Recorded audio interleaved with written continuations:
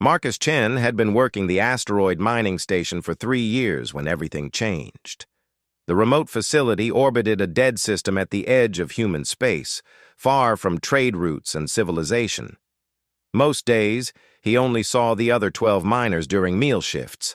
It was lonely work, but the pay was good enough to fund his sister's medical treatments back on Earth. The alarm started screaming at 300 hours, jolting Marcus from his sleep. Emergency lights bathed the corridor in red as he pulled on his work suit and grabbed his tools. In 3 years, they had never had a real emergency. Asteroid impacts were rare, and the station's shields could handle most debris. "All hands to stations," came the voice over the comm. "Unknown vessel approaching. Appears to be in distress." Marcus made his way to the observation deck, where most of the crew had gathered. Through the reinforced windows, he could see a ship unlike anything in human space. It was sleek and elegant, made of what looked like crystalline materials that caught and reflected light in impossible ways. Parts of the hull were clearly damaged, with sections glowing red-hot from recent impacts. "Never seen anything like it," muttered Tom Bradley, the station supervisor. "Scans show life signs aboard, but the ship's not responding to hails." The vessel drifted closer, clearly out of control. Its engines flickered weakly, unable to maintain a stable trajectory. Marcus watched as it began to tumble, heading directly toward the station's main docking bay. "It's going to hit us," someone shouted. "Emergency protocol," Bradley ordered. "All non-essential personnel to the escape pods." But Marcus was already moving. As the station's best pilot, he knew the small maintenance craft better than anyone. While others ran toward the escape pods, he headed for the hangar bay. The unknown ship might be alien, but someone was dying aboard it. The maintenance craft launched just as the alien vessel scraped against the station's hull. Sparks flew as metal met crystal, and Marcus could see through his viewport that the impact had torn a larger hole in the ship's side. Atmosphere was venting into space in a steady stream. He maneuvered his craft close to the breach, using the mechanical arms to grab hold of the alien hull. The materials were smooth and warm to the touch, even through the manipulator feedback. Whatever this ship was made of, it was not anything humans had ever discovered. Working quickly, Marcus deployed an emergency patch over the breach. It was designed for human ships, but the sealant seemed to bond with the alien materials. The atmosphere leak slowed to a trickle, then stopped completely. His comm crackled with static, then cleared. Bradley's voice came through, tense and worried. "Chen, what are you doing out there? Get back to the station immediately." "There's someone alive on this ship," Marcus replied, beginning the delicate process of matching the vessel's rotation. "I'm going to try docking with their airlock." "Negative. We don't know what's aboard that thing. Could be hostile." Marcus looked through his viewport at the graceful curves of the damaged ship. Nothing about its design suggested aggression. If anything, it reminded him of artwork his grandmother used to collect. Beautiful, delicate things meant to inspire rather than intimidate. "I'm going aboard," he said, cutting the comm channel before Bradley could argue further. The alien airlock was larger than human standard, but his suit's emergency interface managed to establish a connection. As the inner door cycled open, Marcus stepped into a world unlike anything he had imagined. The corridors were filled with soft, golden light that seemed to emanate from the walls themselves. The air was breathable. His suit's sensors confirmed oxygen, nitrogen, and trace gases in safe proportions. But it was the gravity that surprised him most. Despite the ship's tumbling motion, the artificial gravity remained steady and comfortable. He followed the sounds of distress deeper into the vessel. The ship's interior was a maze of curved corridors and chambers that flowed into each other like water. There were no sharp angles anywhere, no harsh edges or military efficiency. Everything was designed with an aesthetic that put beauty on equal footing with function. The sounds led him to what might have been a control room, though it looked nothing like any human bridge. Crystalline panels covered the walls, most of them dark or flickering weakly. And there, collapsed beside what appeared to be a pilot's station, was a figure in obvious distress. Marcus's first thought was that she looked human. Then he looked closer and realized that was only partially true. She was tall and slender, with pale skin that seemed to shimmer slightly in the golden light. Her hair was long and silver white, moving as if underwater even in the ship's atmosphere. But it was her eyes that marked her as clearly alien, large and violet, with flecks of starlight that literally sparkled. She was conscious but injured, one hand pressed against her side where dark fluid, blood, he assumed, seeped between her fingers. When she saw him, she tried to rise, then collapsed back with a sound that might have been words in an unknown language. Marcus held up his hands in what he hoped was a universal gesture of peace. "Easy," he said softly. "I'm here to help." She stared at him for a long moment, then spoke again. This time, Marcus's suit translator kicked in, struggling with the unfamiliar language but managing to produce something close to words. "You, not of the hegemony?" "I don't know what that means," Marcus said, kneeling beside her carefully. "I'm human. My name is Marcus. You're hurt." Her violet eyes widened. "Human? The story said, but I thought—" She winced as another wave of pain hit her. "My ship, attacked, escape pods destroyed. I am Lyrelai of the Starborn." "Starborn?" The translator was still struggling, but Marcus caught the important parts. "Your royalty?" "Princess," she confirmed, then tried to smile. "Though it matters little if I die in the void between stars." Marcus examined her injury as gently as he could. The wound was deep, but appeared to be from energy weapons rather than physical trauma. His basic medical training suggested she was losing a lot of whatever served as blood for her species. "I can get you back to our station," he said. "We have medical facilities." "No." Her grip on his arm was surprisingly strong. "Too dangerous. The hegemony. They track wounded ships. They will come for me. Your people will die." "Who is the hegemony?" "Conquerors. Slavers. They seek to claim all species for their empire. My father's fleet was destroyed defending our worlds. I was sent away. To find help. To find the legendary warriors of Earth." Marcus blinked. "Earth? You know about Earth?" "Old stories," Lyrelai whispered. "Tales of a species that never surrenders, that fights impossible battles and wins, that protects the weak and challenges the strong. Are the stories true, Marcus of the humans?" Before he could answer, his comm unit crackled to life. Bradley's voice was sharp with urgency. "Chen, you need to get back here now. We're reading massive energy signatures approaching the system. Multiple ships, configuration unknown." Through the alien ship's transparent sections, Marcus could see new lights in the darkness. Ships were dropping out of faster-than-light travel at the system's edge, angular, aggressive-looking vessels that radiated menace even at this distance. "The hegemony," Lyrelai breathed. "They found me." Marcus looked at the injured alien princess, then at the approaching fleet. 12 human miners and 1 damaged alien ship against what looked like a military force. The smart thing would be to surrender her and hope for mercy. The safe thing would be to evacuate the station and let her face her fate alone. Instead, he found himself remembering his grandmother's stories about standing up to bullies, about doing what was right even when it was hard, about protecting those who couldn't protect themselves. "How long can your ship's systems hold out?" he asked. "Hours, perhaps, but the weapons are offline. The shields are failing. I cannot fight them alone." "You won't be alone." Marcus activated his comm. "Bradley, this is Chen. I need you to prep the mining charges, all of them." "What?" "Marcus, what are you planning?" "Those ships out there are slavers. They're hunting this woman. We're not going to let that happen." There was a long pause.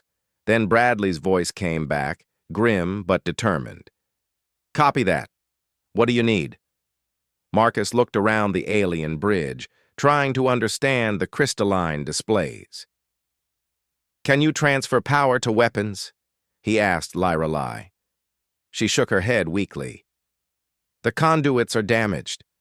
But the ship's core, it contains enough energy to take many enemies with us if you are willing to die for a stranger." "I'm not planning on dying," Marcus said. "And you're not a stranger anymore. You're under human protection." He helped her to her feet, supporting her weight as they moved toward what he hoped was an engineering section. The approaching ships were larger now, close enough to make out individual weapon systems. They looked like nothing in human space, organic curves mixed with brutal efficiency, designed by minds that valued conquest over beauty.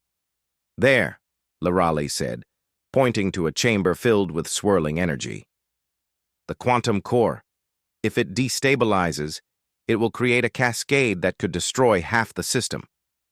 "That's not what I'm after," Marcus said, studying the setup.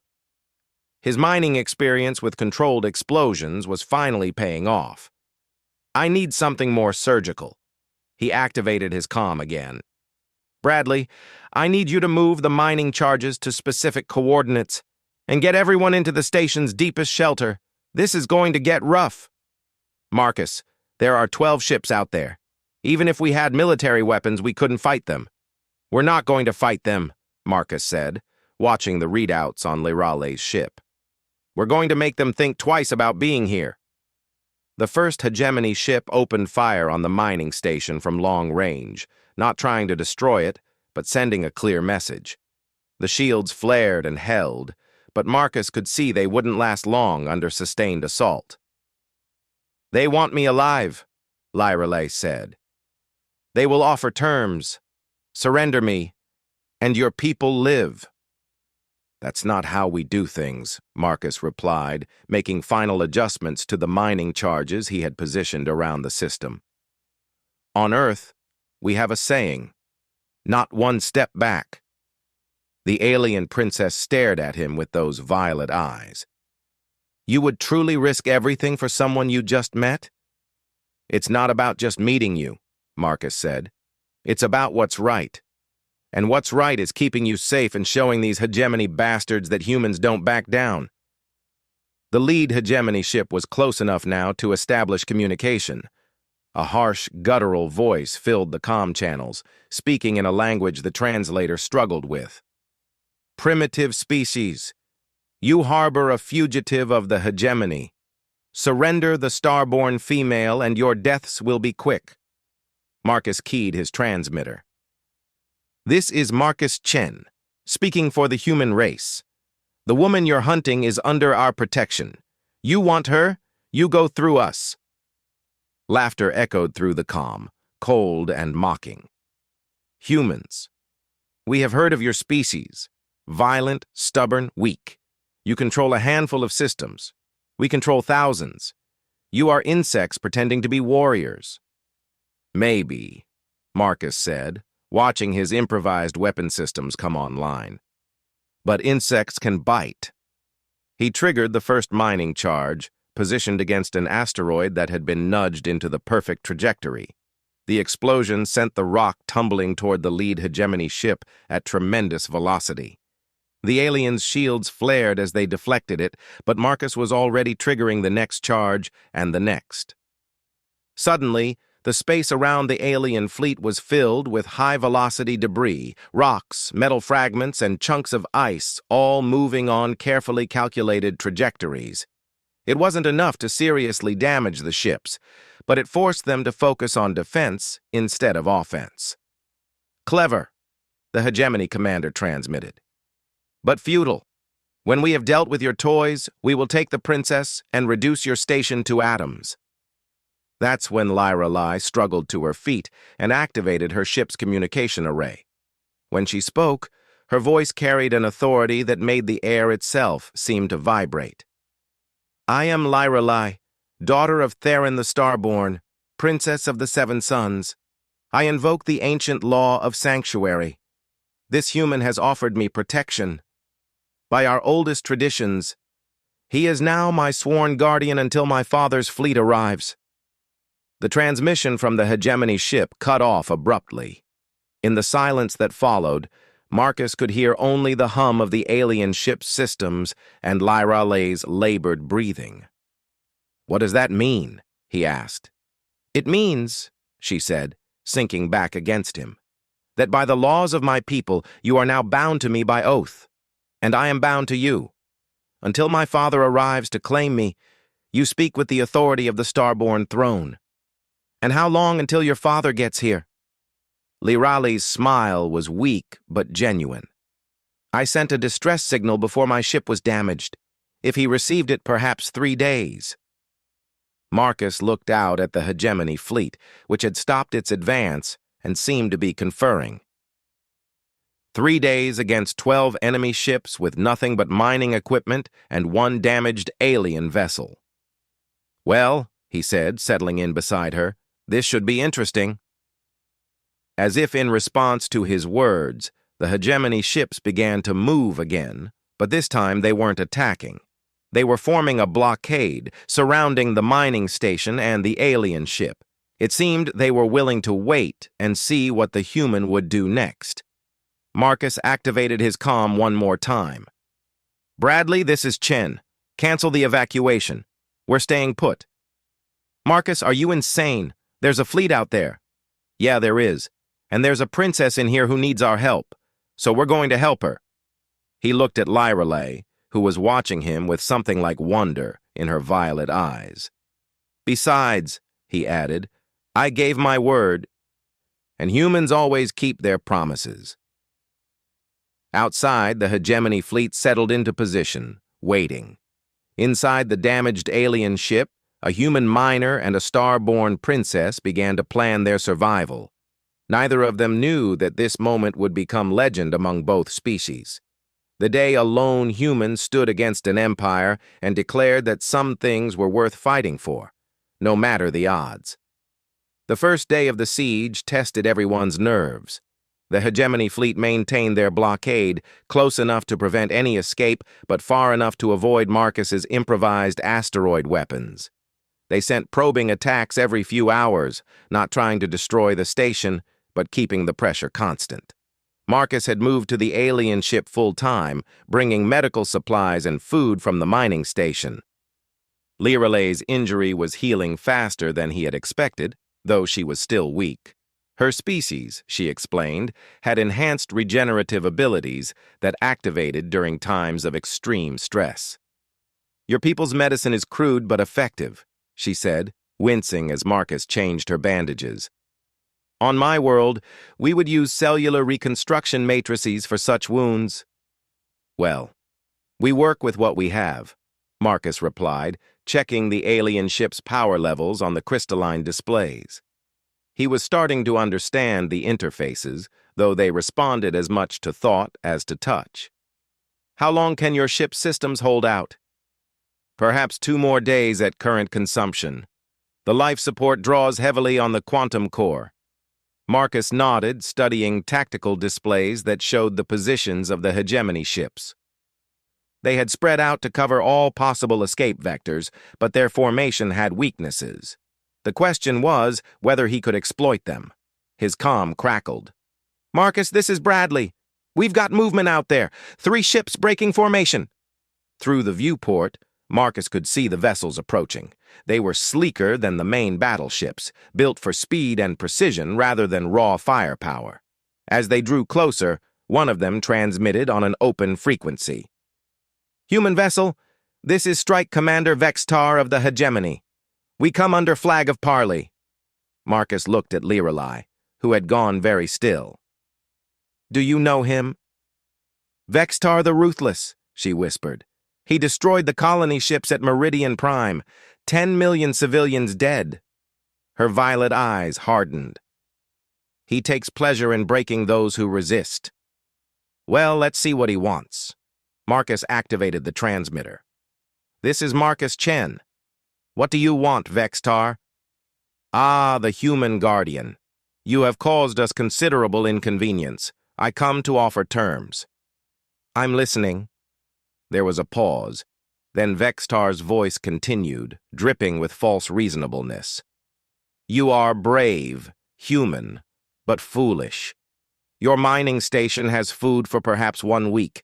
The princess's ship has power for 2 days.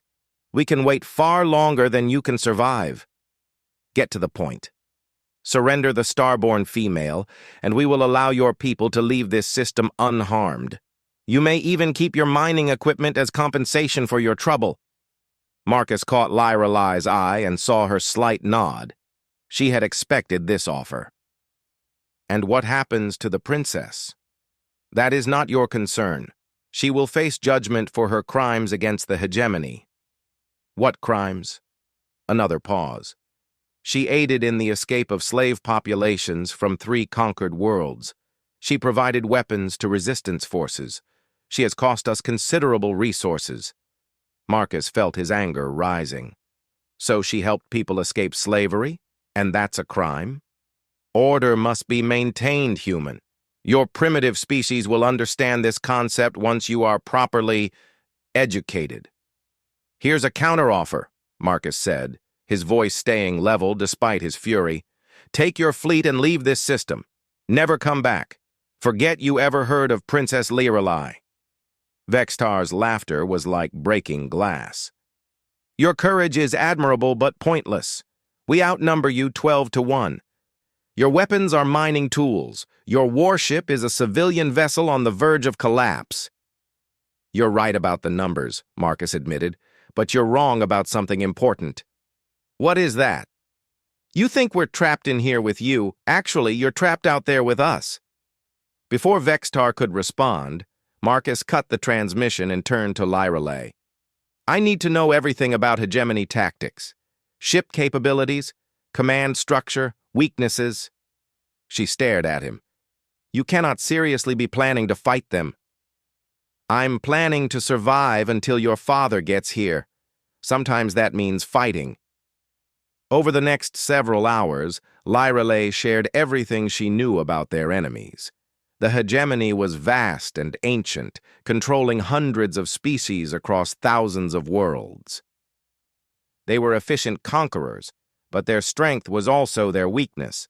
They relied heavily on standardized tactics and overwhelming force. They expect resistance to follow predictable patterns, she explained, manipulating the ship's displays to show tactical formations. Fleet engagements, defensive positions, attempts to escape. What they do not expect is creativity. Marcus studied the information, cross-referencing it with his knowledge of the local asteroid field. The mining station was positioned in a dense cluster of metallic rocks, many of them rich in iron and rare elements. With the right modifications, can your ship's quantum core be tuned to specific frequencies? He asked. Yes, but why would you? Lyrelai's eyes widened as she understood. You want to create a resonance cascade in the asteroids. The iron content should make them susceptible to harmonic vibrations. If I can hit the right frequency, every rock in this field becomes a potential weapon. That is insane and brilliant, but it would require precise timing and massive power expenditure. Leave the timing to me. How much power would we need? Lyrelai ran calculations on the crystalline interface. Nearly 80% of our remaining energy reserves. If it fails, we would be defenseless. If it works, the entire asteroid field becomes unstable. Every ship in the area would be at risk. Marcus grinned. Including us? Especially us. We are at the center of the field. Then we better make sure we're somewhere else when it happens. They spent the rest of the day working on the plan. Marcus had to admit that Lyrelai was brilliant. Her understanding of quantum mechanics and energy manipulation far exceeded his mining engineer training. Together, they modified the ship's power systems and created a resonance generator that could affect the molecular structure of metallic asteroids. The second day brought more probing attacks from the hegemony fleet. They were getting bolder, testing the mining station's defenses and the alien ship's capabilities. Marcus's improvised weapons had destroyed 2 scout ships, but ammunition was running low. "They're learning our patterns," Bradley reported during one of their regular check-ins. "The next assault will probably be the real thing." Marcus was making final adjustments to the resonance system when Lorelei collapsed. He caught her before she hit the deck, alarmed by how pale she had become. "What's wrong?" "The oath," she whispered, her voice barely audible. "It is more than ceremony. There is a connection between us now. I can feel your determination, your fear, your care for people you barely know." Marcus helped her to a resting alcove. "Is that bad?" "Not bad. Surprising. Most species, when they learn the true cost of protecting a Starborn, withdraw their offer of sanctuary." "What's the true cost?" Lorelei met his eyes. "If I die while under your protection, the oath ensures that you die with me. If you die defending me, I follow you into the void. We are linked until my father arrives to release the bond." Marcus felt a chill, but his resolve didn't waver. "Why didn't you tell me this before? Would it have changed your decision?" He thought about it seriously. "No, it wouldn't have." She smiled, and for the first time since he'd found her, it reached her violet eyes. "That is why the connection grows stronger. True guardianship cannot be forced or faked. It must be freely given." Their conversation was interrupted by urgent alarms. Through the viewport, they could see the entire hegemony fleet moving into attack formation. The time for probing and negotiation was over. "Bradley," Marcus called over the comm, "execute evacuation protocol. Get everyone to the deepest sections of the station." "What about you?" "We're staying with the ship. If this works, we'll need mobility. If it doesn't—" He glanced at Lorelei, who was struggling to stand despite her weakness. "Well, it better work." The first wave of the attack came from 3 directions simultaneously. Heavy energy weapons lit up space as the hegemony ships closed in. The mining station's shields held for the first few minutes, then began to fail under the concentrated assault. Marcus waited until the enemy ships were committed to their attack runs, then activated the resonance generator. The alien ship's quantum core hummed with power as energy poured into the modified system. Throughout the asteroid field, metallic rocks began to vibrate at the molecular level. For a moment, nothing seemed to happen. Then the first asteroid exploded. The detonation sent fragments flying in all directions, each piece carrying tremendous kinetic energy. Before the hegemony ships could react, a second asteroid went critical, then a third. Within seconds, the entire field was a storm of flying debris and expanding explosion clouds. 2 enemy ships died immediately, torn apart by asteroid fragments moving at relativistic speeds. Others were forced to raise shields and focus on defense rather than attack. The carefully coordinated assault became chaos as each ship fought for survival in the suddenly lethal environment. "Now!" Marcus shouted, powering up the alien ship's engines. The vessel had been designed for speed and agility, and even damaged it could outmaneuver the larger hegemony ships. Marcus pushed it through gaps in the debris field that would have been impossible for any other pilot, using his mining experience to navigate 3-dimensional hazards at high speed. Behind them, the mining station's shields finally collapsed under bombardment, but the hegemony ships were too busy avoiding destruction to press their attack. The resonance cascade was spreading, affecting asteroids throughout the system. "Where are we going?" Lorelei asked, holding tight to her station as the ship rolled through a particularly dense debris cloud. "The edge of the system. If your father's coming, that's where he'll drop out of hyperspace. The resonance field extends throughout the system. It will affect his ships as well." Marcus smiled grimly. "Then we better warn him." They broke clear of the main asteroid field, just as another hegemony ship succumbed to the continuing explosions. The enemy fleet was in full retreat now, trying to reach safe distance from the chaos they had helped create. "Unknown ships," came a transmission on Starborn frequencies. This is Prince Admiral Theron of the Starborn Empire. Identify yourselves and explain the combat situation." Marcus looked at Lorelei, who was already reaching for the communication controls. Her father had arrived. "Father," she said, her voice carrying a mixture of relief and formality. "This is Princess Lorelei. I am aboard a damaged scout vessel with my oath-bound guardian, Marcus Chen of the human species. We are under pursuit by a hegemony fleet that has been attempting to capture me for 3 days." There was a long pause. "Guardian, daughter, explain this situation immediately." The tactical display lit up with new contacts, dozens of sleek, powerful ships that dwarfed even the largest hegemony vessels. The Starborn Imperial fleet had arrived in force. "The human offered me sanctuary when my ship was damaged," Lorelei continued. "He invoked the ancient laws and accepted the oath of guardianship. He has defended me against a full hegemony battle group with nothing but mining equipment and determination." Another pause. "Where is this human now?" Marcus activated his own transmitter. "This is Marcus Chen, Your Majesty. I'm piloting your daughter's ship toward your fleet position." "You are the oath-bound guardian?" "I guess I am." "And you understand the implications of this bond?" Marcus glanced at Lorelei, who was watching him with those violet eyes. "I understand that I gave my word to protect your daughter. Everything else is details."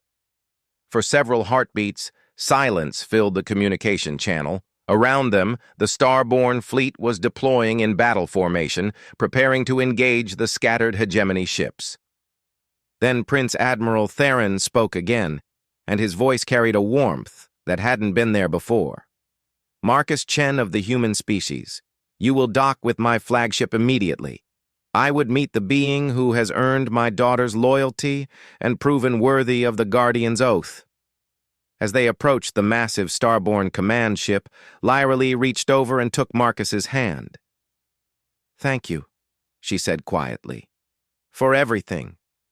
"Don't thank me yet," Marcus replied, watching the docking bay grow larger in their viewport. "Something tells me the hard part is just beginning." In the distance, the last hegemony ships were fleeing the system, leaving behind wreckage and the promise of future conflict. The mining station was damaged but intact, its crew safe in their shelters.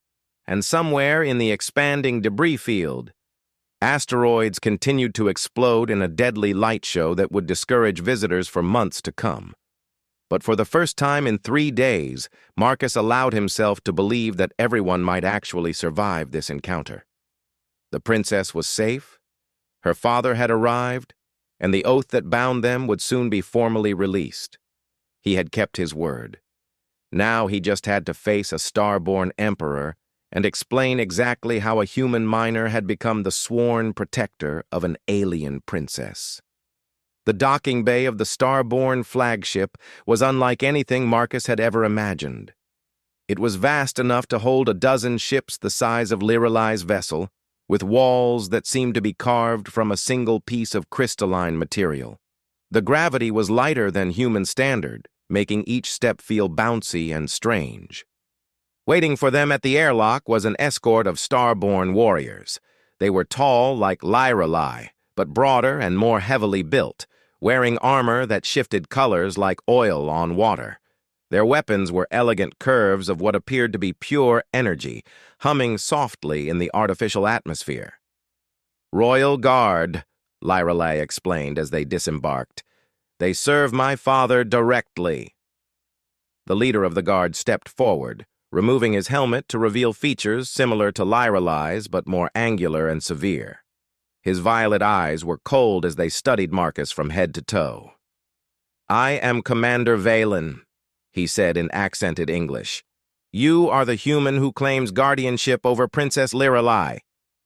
"I don't claim anything," Marcus replied evenly. "I gave my word to protect her. That's what I did." Valen's expression didn't change. "We shall see. The Prince Admiral wishes to speak with you privately before the formal ceremony." "What ceremony?" Marcus asked, but Valen was already turning away. They walked through corridors that seemed to have been grown rather than built. The walls curved organically, and the lighting came from everywhere and nowhere at once.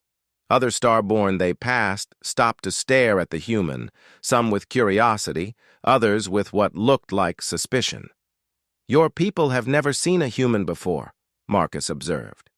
"Stories reach us from the frontier," Lyrali said, "tales of a young species that fights above their weight. But direct contact has been limited." They stopped before a door that was twice as tall as necessary for humans and marked with symbols that seemed to shift and change when Marcus wasn't looking directly at them. The guards took positions on either side while Valen activated some kind of scanner.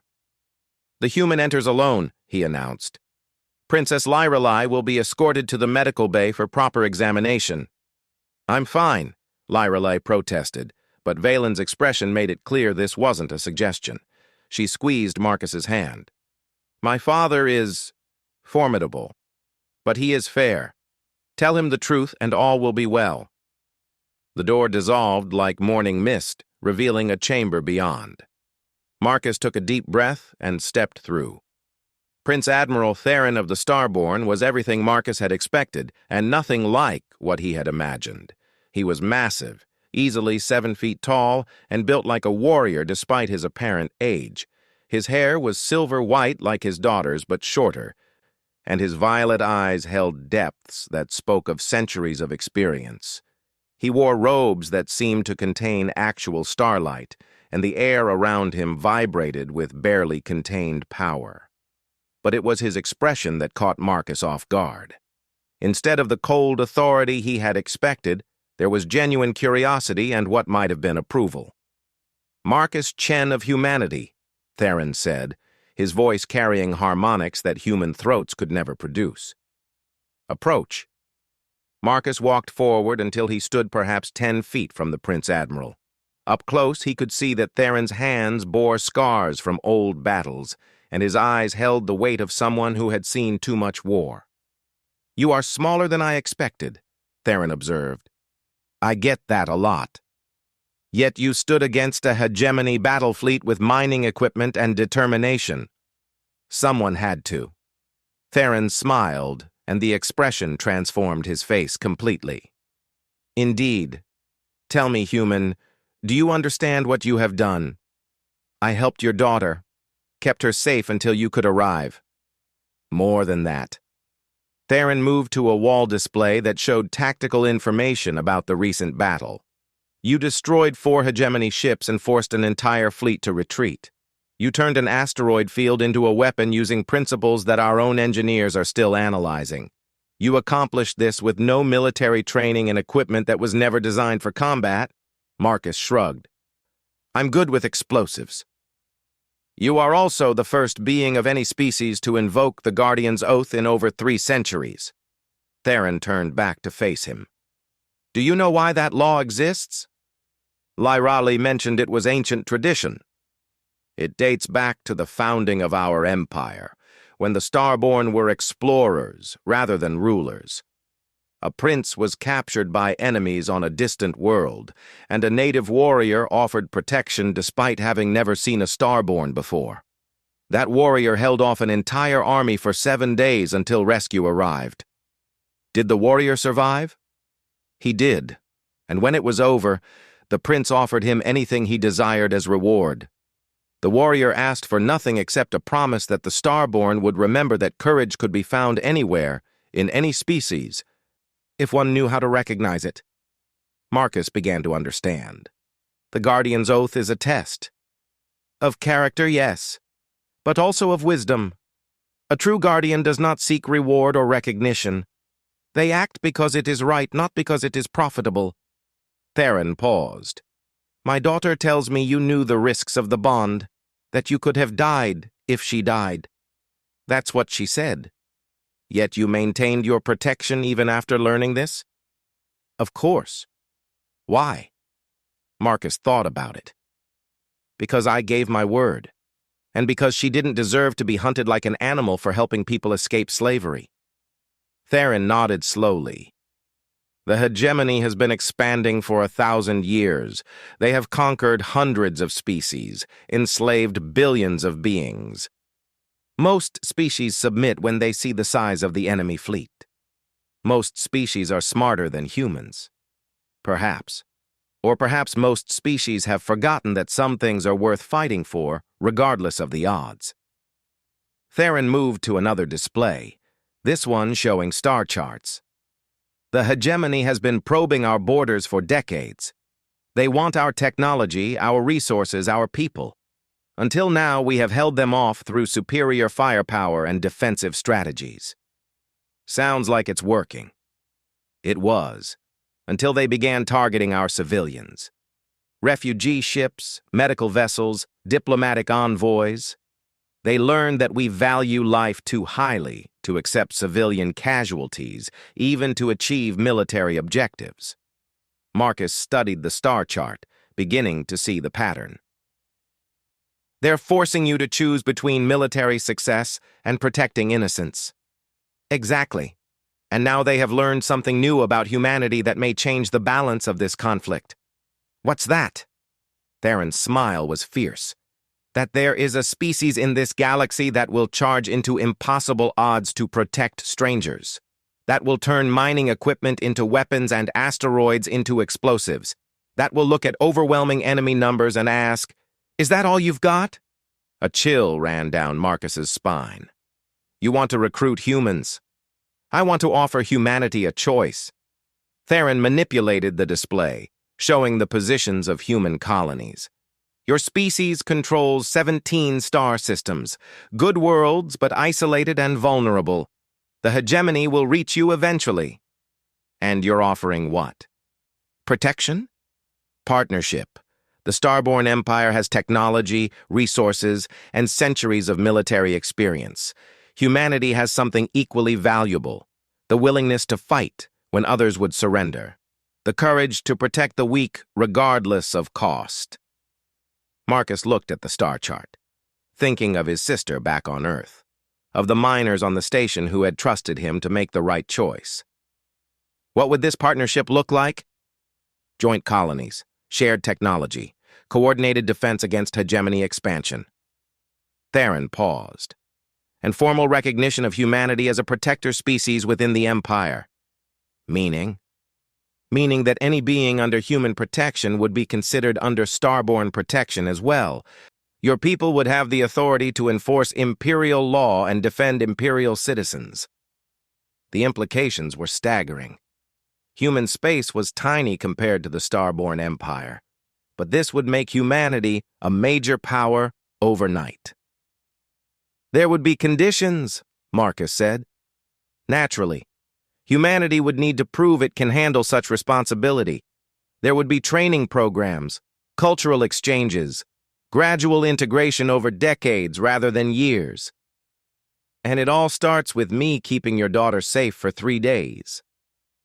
Theron's expression grew serious.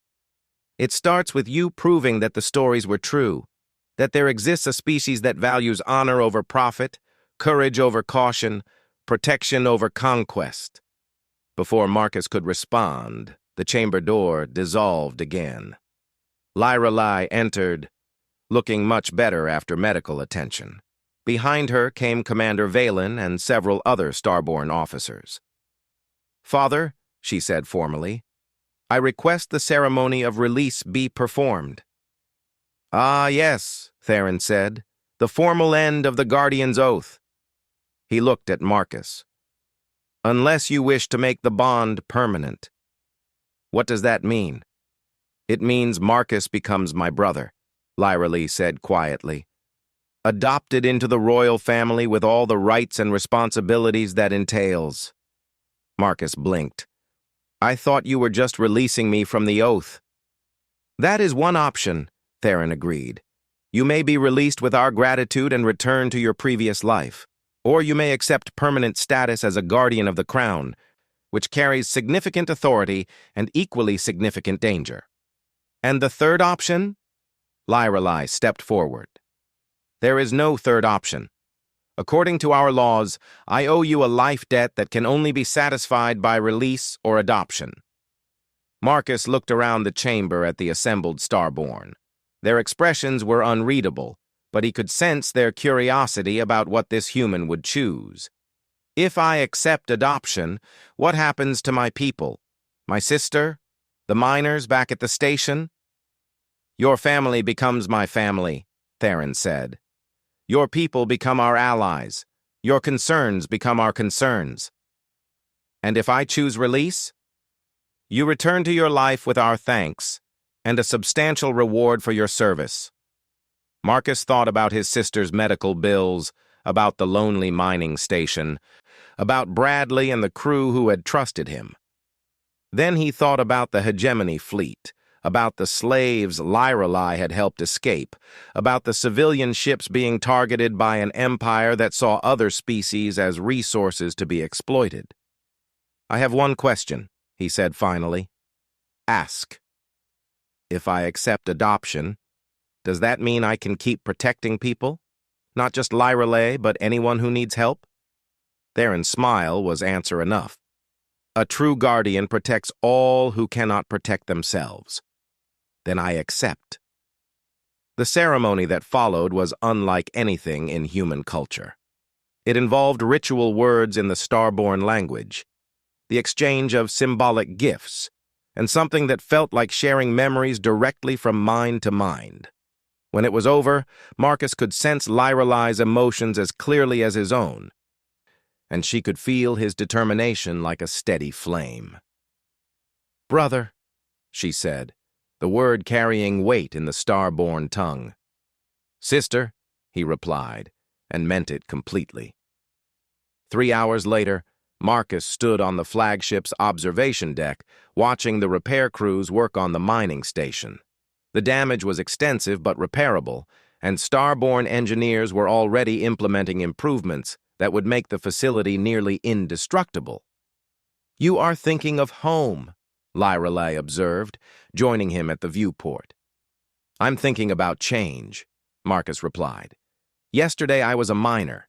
Today I'm apparently a guardian of the crown and an adopted prince of the Starborn Empire.